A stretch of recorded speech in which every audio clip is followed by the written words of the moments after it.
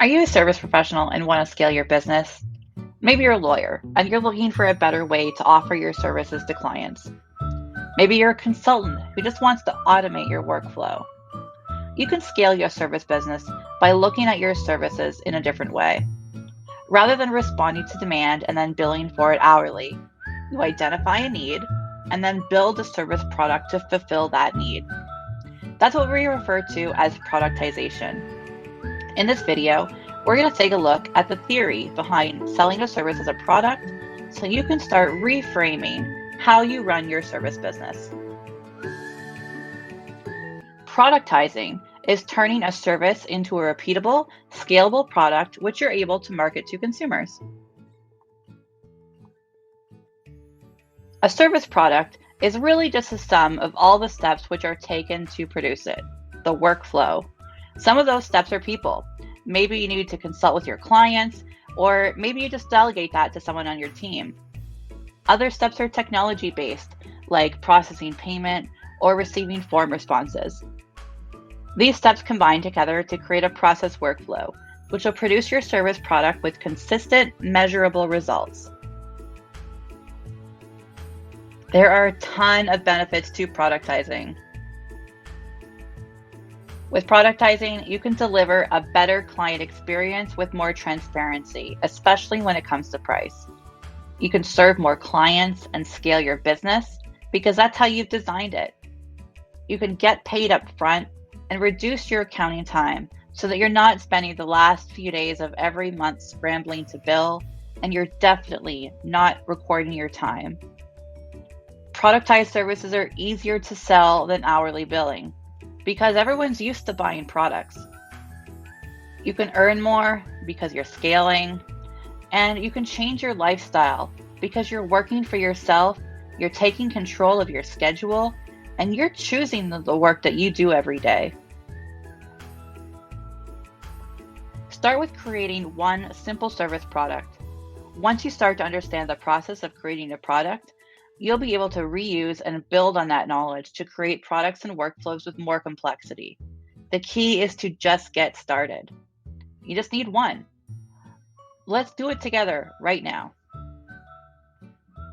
Next, list your current services.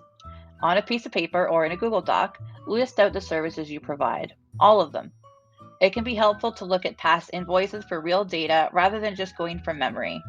List out everything that you've ever done and put it into a list. And then look at what are the most common services your current clients are requesting. So what's your highest volume work? From this list, look at every item and think about, is it something that you enjoy? If it's not, cross it off. And then you want to think about services that you're truly excellent at. Of the services that you've listed, are the things that you're not so great at? You can cross those off the list. Only specialize in things that you're truly awesome at. Next, you're going to want to pick a niche. Side note, how do you say niche? Is it niche? Focus on an area of your service that you enjoy and then narrow that focus even more. For example, perhaps you're a lawyer and the area you love is immigration. Dial that service in and think of the customer by demographics, by industry, by characteristics, and niche down, or niche, whatever it is. So maybe instead of general immigration, your niche may be seasonal farm workers from Guatemala with visas to work in Ontario, Canada. Cool. Next, we start to think in more detail about our customer. Much more detail. Identify your key customer for each service that you're thinking of providing and get really specific. It can be fun and helpful to go through an avatar building exercise. You can find videos about this on YouTube, or let me know if you'd like to do a video on it.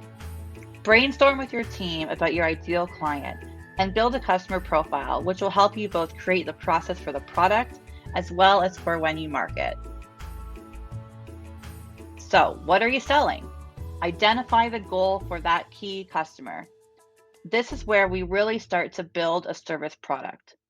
The customer's goal is basically the product title, so think of that result the customer wants and build towards that. When building service products, you really want to think about scalability. If you need to be directly involved in every service you provide, then sorry to tell you, but it's really not scalable. Anytime people are involved, you're limited by how much time they're able to spend, and the business is therefore limited by the cost of providing that direct service. We supplement people time with technology and automation so that the services we deliver are able to be provided with less direct involvement. When you're thinking of scaling, consider the tasks you actually enjoy doing and keep those for yourself. Automate or delegate the rest to keep your service scaling. Now let's talk process mapping. Process mapping is building a systematized process to achieve the customer's goal and build your process workflow.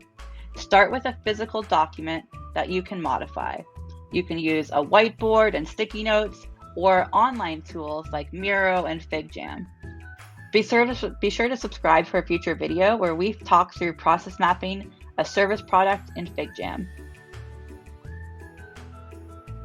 To build that process map, start with the final product you want to deliver to your client and work backwards to create it.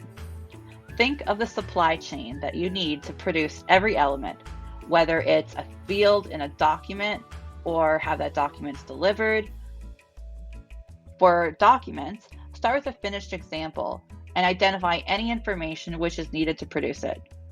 Identify places in the document where information may need to be collected directly from the client, like demographic information, addresses, parties. If information is collected from multiple sources, it can be helpful to highlight this information in specific colors to make creating separate intake forms easy later on. We'll show you in a future video, so get your highlighters ready if you want to follow along.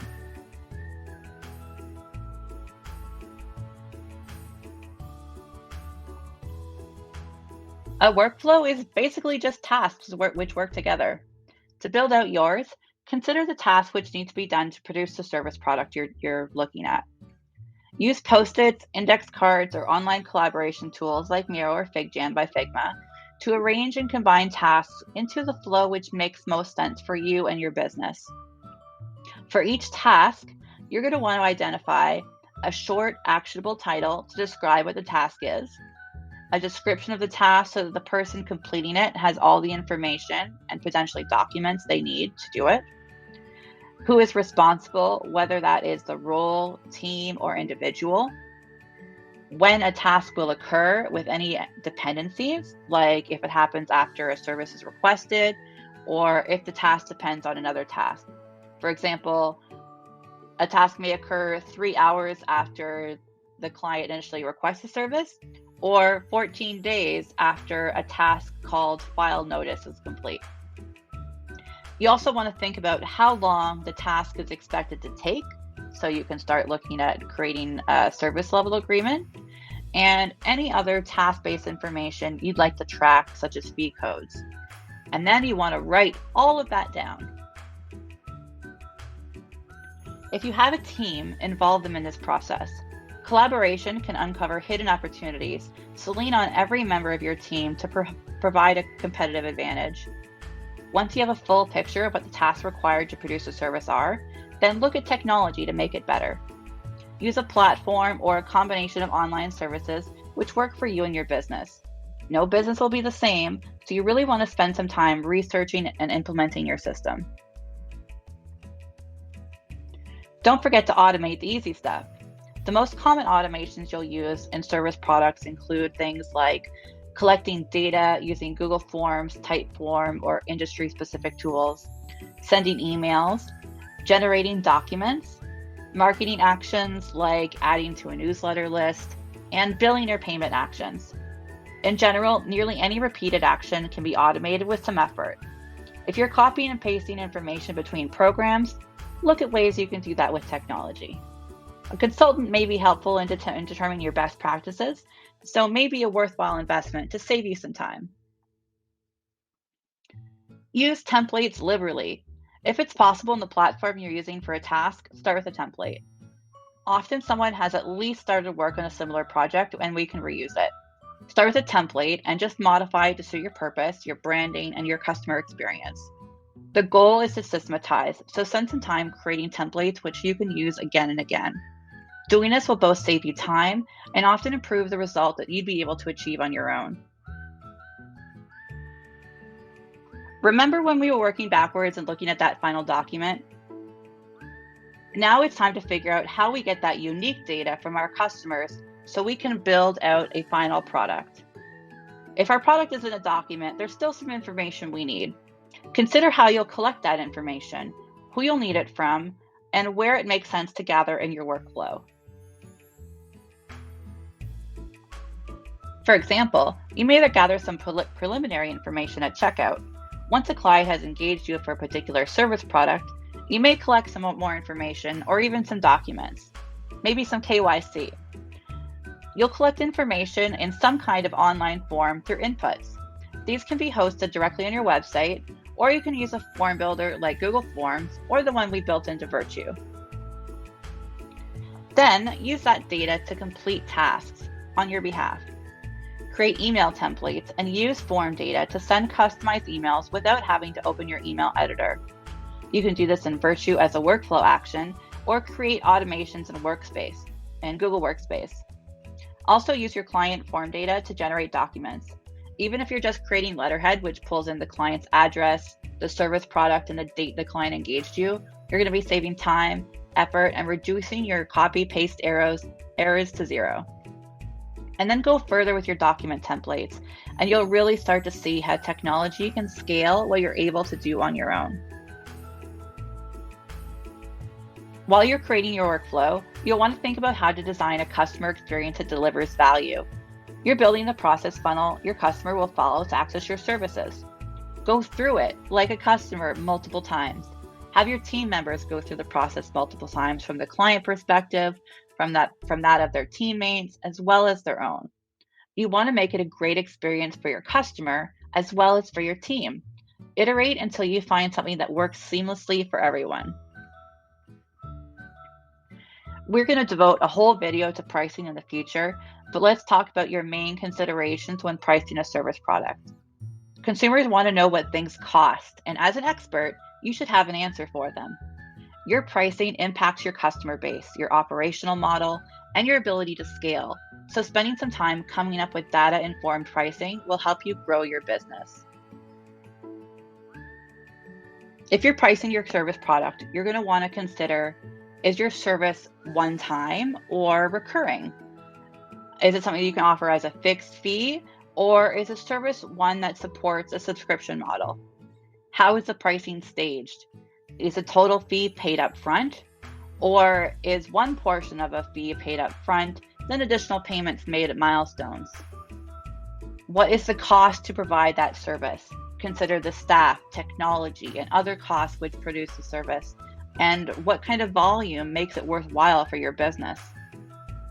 What is the value it provides to the client, and what is that client willing to pay for that value? What could impact the price of the service? For example, a shorter timeline, a material change in circumstance, complexity, etc. Competitive research is helpful at this stage as well. Who is doing the cool stuff in your space? Who is lagging behind? And how can you meet the needs of the clients who may otherwise choose a different professional to solve their problem? For each service product, consider all these variables. Each service may have multiple pricing options to meet the needs of your client. So you may end up with more than one pricing model which works, and that's okay. New pricing models can lead to growth opportunities, so really consider all your options. If you'd like a deep dive on any of these subjects, let me know in the comments. One of the key differentiators in pricing is you. Build up your brand, whether it focuses on you as a service professional or focus on the product itself. How you present the service product is a value driver. Be sure to match your branding and value proposition to your customer avatar to ensure that your service product is a success. Once you've created your service product and the workflow to match, you'll want to launch your product online and try it with customers. Create a product page, a landing page, or even a whole new website. Use whatever platform is easiest for you to maintain yourself. Wix, Shopify, WordPress, whatever. Make it easy for customers to see what service you offer, why they should use your service, how much it costs, and then make it easy for them to engage with you. Integrate payment into your website to allow your customers to pay for your service, ideally without needing to speak to anyone. This goes back to scalability. If you're introducing friction at the point of sale, you're slashing your opportunity for scale, and you need to revisit either your product, your customer avatar, or your workflow. Make it easy, transparent, and deliver an excellent customer experience with your online service. Service customers using the new process and make adjustments if necessary. You may start with a more manual process and move to automations later. This can be helpful in the beginning as you get a feel for the customer journey, but be sure to leverage technology as soon as you can so you spend time on more important tasks, like brunch. Collect feedback from clients and adjust your productized service accordingly.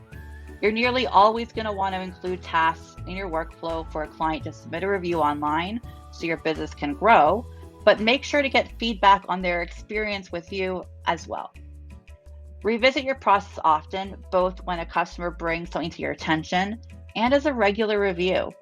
While the goal is really to set it and forget it, we also need to continually look for ways to improve, so seek feedback early and often. Once you have one awesome, effective, saleable service product, decide if you want more. If you do, reuse as much as your customer avatar and the processes you set up on your first product as possible. Marketing to the same customers will reduce your effort, and keeping to variations on a process rather than recreating the wheel will provide a better experience for your clients and reduce the workload for you and your team. Whew, that was a lot, but there's more. In our next video, we're going to take a practical look at turning one professional service into a product. You're going to want to follow along as we build out a workflow that a trademark lawyer may use to file an application for a client. Subscribe to this channel for future videos on turning services into products. If you want to manage and automate your service product workflows, give Virtue a try. Virtue turns your workflow into an online product to help you run your service business virtually by itself. Try it for free at virtuelaw.com. If you want to manage and automate your service